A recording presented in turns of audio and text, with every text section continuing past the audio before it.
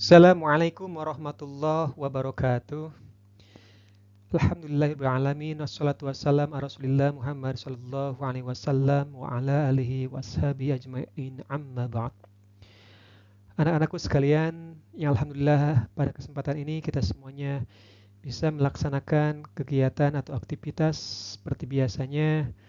Namun pada kali ini Bapak akan menyampaikan pembelajaran melalui jejaring atau di dalam jaringan untuk kelas 10, di mana materi yang akan disampaikan pada pekan ini tentang larangan berbuat zina dan pergaulan bebas.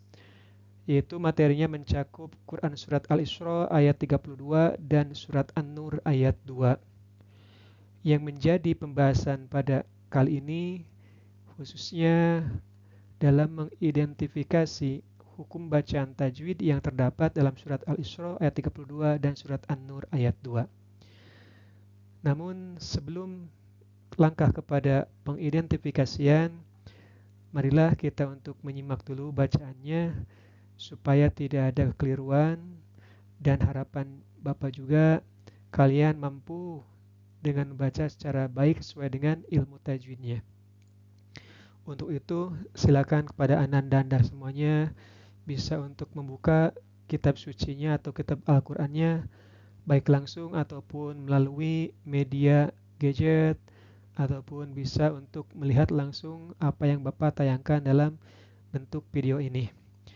Ya, silakan kita untuk melihat ayat yang akan dibacakannya. Ini surat Al-Isra ayat 32.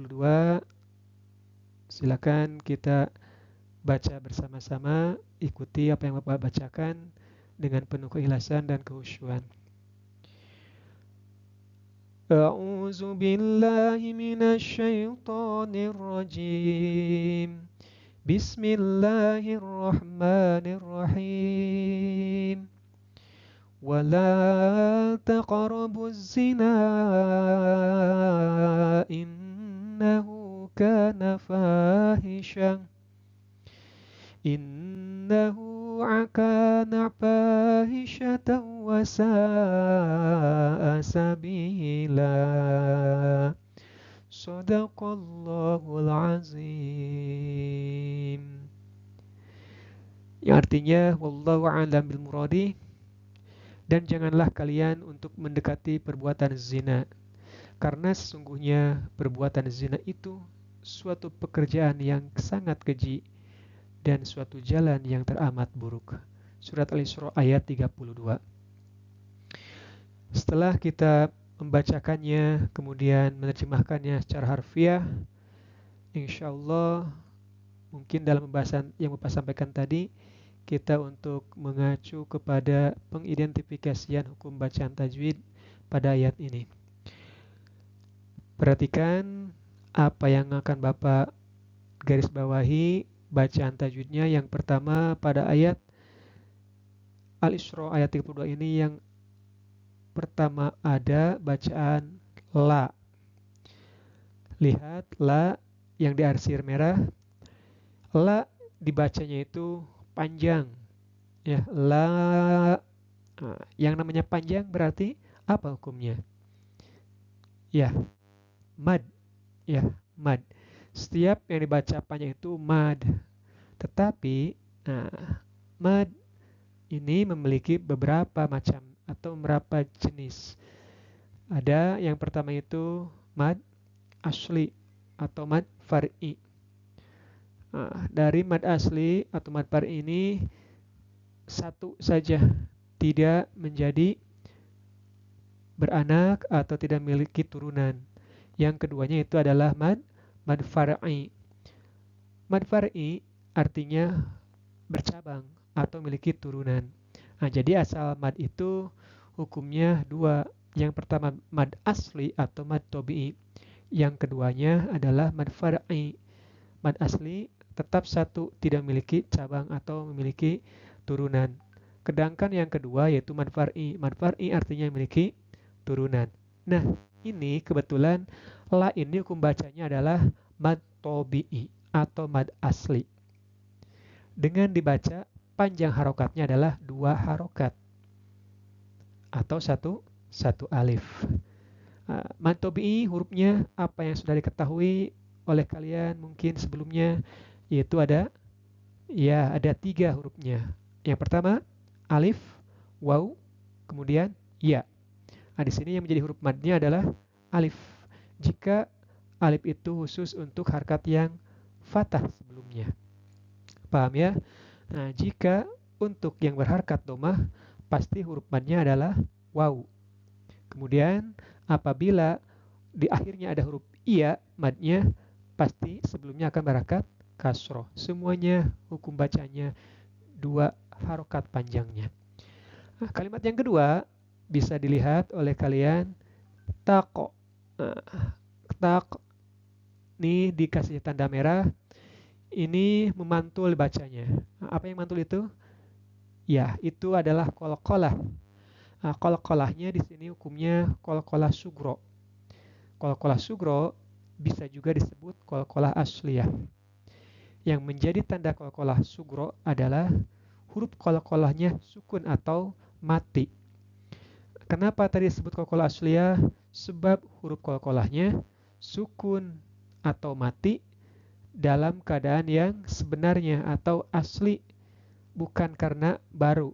Istilah tajwidnya aridah. Paham ya? Jadi kenapa disebut qalqalah asliyah? Sebab huruf qalqalahnya sukunnya asli, bukan karena baru sukunnya. Kemudian huruf qalqalah yang kalian ketahui adalah ada 5, yaitu qaf, to, b, jim, dal. Itu. Jadi ketika huruf yang 5 tersebut sukun berada di tengah kalimat, itu pasti qalqalah sugro.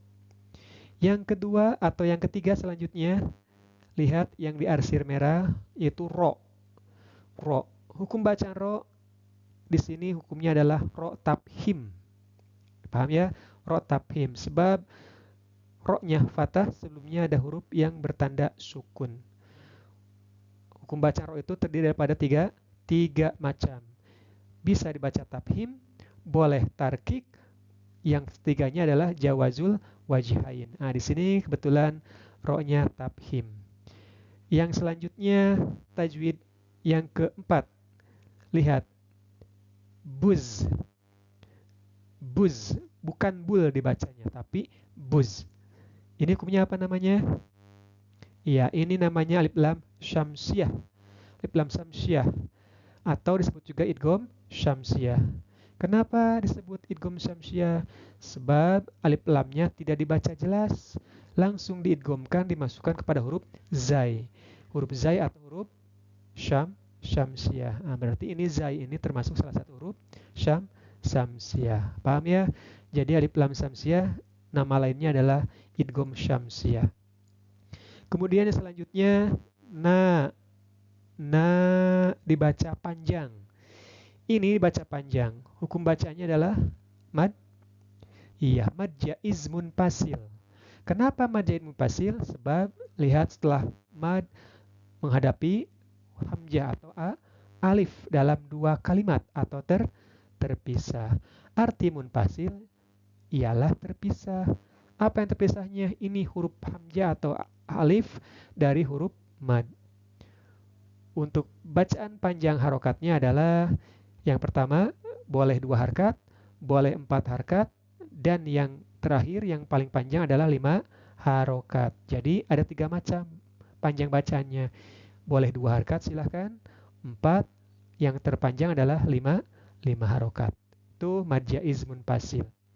Yang selanjutnya perhatikan nih in, nah, garis kuning ya, in itu hukumnya adalah gunnah.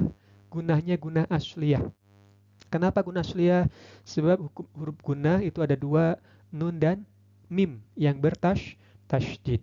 Huruf gunnah ini kalau dari makhrajul hurufnya termasuk huruf khayshum yang artinya yang keluar daripada pangkal nih, rongga hidung atau pangkal hidung. Nun, mim, in sampai terasa getaran atau bergetar dalam pangkal hidung kita. Kemudian ini hu, nih garis kuning hu, yang di garisnya itu adalah tak marbutoh itu namanya ya. Ini namanya hukum bacaannya mad syilah. Syilahnya qasyirah. Panjang bacaannya sama dengan mad tobi'i atau mad asli, yaitu dua harkat. Paham ya? Oke, kalau paham, kita lanjutkan. Yang berikutnya, ka. Nah, ini ka sama dengan la. Ya, kemudian fa juga sama dengan la. Itu adalah hukum bacaan mad tobi'i atau mad asli. Tidak akan dijelaskan lagi karena sudah sama ya. Mad asli atau mad tobi'i. Berikutnya, hisyatan. Nah, ini kalau diwakofkan tidak ada tajwid, tapi diwasolkan ada tajwidnya. Sengaja tadi Bapak diwasolkan, disambungkan bacanya supaya tahu tajwidnya. Nah, ini kalau diwakofkan tidak bertajwid, tapi kalau disambungkan, diwasolkan ada tajwidnya. Paisyatau. Itu apa namanya yang mau dimasukkan? Iya, idgom. Ya, idgomnya idgom biguna atau maguna. Alasannya sebab tanwin menghadapi salah satu huruf biguna yaitu waw. Huruf idgham biguna ada 4, ya, mim, nun, dan waw. Ini kebetulan setelah tanwin ada waw, berarti idgham biguna. Kemudian berikutnya sa. Nah, ini sa. Nah, kalau ini sa mad wajib mutasil. Kenapa mutasil? Arti mutasil bersatu ya, atau satu kalimat. Apa itu kalimatnya? Ini hamzah. Setelah mad ada huruf hamzah satu kalimat. Panjang bacaannya adalah 5 harokat. Atau ada yang mengatakan 6 harokat. Silahkan, kedua-duanya adalah benar ya. Kalau tadi mad jadi mutasil artinya terpisah hamzahnya. Kalau mutasil wajib itu adalah satu kalimat. Oke. Kemudian bi juga ini sama. Mad tobi'i atau mad asli. Panjangnya tadi adalah dua harokat ya. Terakhir, nah ini terakhir adalah sabila. Tanwin fathah dibacanya diwakof ya, diwakofkan. Ini hukum bacaannya apa? Betul ya, mad iwad. Mad iwad dengan syarat dibacanya harus diwakofkan ya. Jadi terjadi mad iwad itu karena wakof. Panjang bacaannya 2 harokat sama dengan mad tobi'i. Jadi syarat mad iwad harus diwakofkan. Khusus di tanwin fathah saja. Tidak di tanwin kosroh, tidak di tanwin doma. Tapi apabila diwasolkan atau disambungkan dibacanya, tidak akan menjadi mad iwad. Bergantung huruf yang berikutnya. Bisa saja idhar, bisa saja ikhfa, atau idgham. Nah, itu mungkin ulasan atau bahasan tajwid yang terdapat dalam surah Al-Isra ayat 32 ini tentang larangan berbuat zina dan pergaulan bebas. Untuk selanjutnya silakan kalian nanti kerjakan di rumah. Ini surat An-Nur ayat 2 seperti yang Bapak sampaikan barusan, kalian identifikasi satu persatu atau per kalimat tajwidnya secara mendalam. Insya Allah nanti pekan depan Bapak akan periksa secara langsung di kelas secara individual ya. Semoga apa yang Bapak sampaikan bisa menjadikan suatu ilmu yang bermanfaat khususnya untuk Bapak dan untuk kita semuanya, insya Allah. Sampai di sini kekurangan dari Bapak, kesempurnaannya milik Allah. Wallahul muwaffiq ila aqwamit thoriq. Assalamualaikum warahmatullahi wabarakatuh. Sampai berjumpa lagi di waktu yang lainnya.